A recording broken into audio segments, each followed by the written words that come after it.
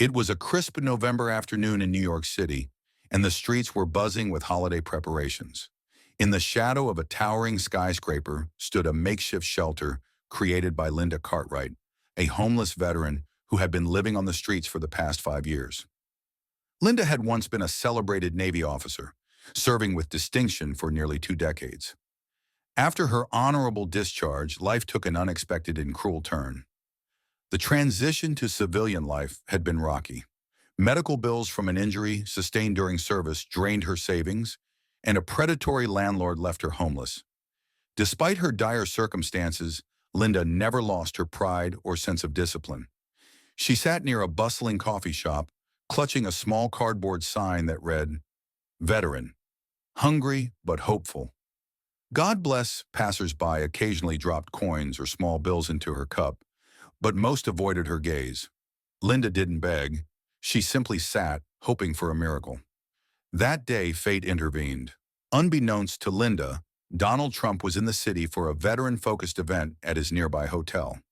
The former president was known for his polarizing personality, but he also had a history of supporting military causes. As he exited his hotel surrounded by staff, Secret Service agents, and reporters, Trump's attention was drawn to the small crowd forming near the coffee shop. "What's going on over there?" Trump asked, pointing toward the scene. A member of his security detail explained, "Just a homeless woman, sir. A veteran, it seems." Trump, known for his impulsive decisions, veered off course. Cameras followed him as he approached Linda, his tall figure towering over her as she sat cross-legged on the cold pavement. The crowd hushed, watching the unexpected interaction unfold. "Hello, young lady," Trump began, crouching slightly to meet her at eye level. Linda looked up, startled, and recognized the familiar face. "Yes, sir," she replied, her voice steady but cautious. "What's your name?" Trump asked, his tone softer than usual. "Linda Cartwright, sir. Navy veteran. Served 18 years. The weight of her words seemed to hang in the air. Trump asked her about her story, and Linda, reluctant at first, shared her journey. She spoke of her military service, the struggles that followed, and her desire to find the stability again. Trump listened intently, nodding occasionally. When she finished, he paused for a moment and then stood up, turning to the crowd that had gathered.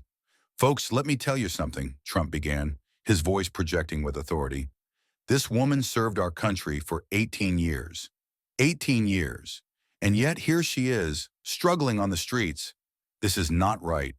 He turned back to Linda. "You've done your part for this country, and now it's time for this country to do its part for you." What he did next stunned everyone. Trump took out his phone, called one of his assistants, and gave a series of rapid instructions. He then pulled out his wallet and handed Linda a check. "This is for your immediate needs," he said, "but that's not all. Starting today, you'll have a roof over your head. My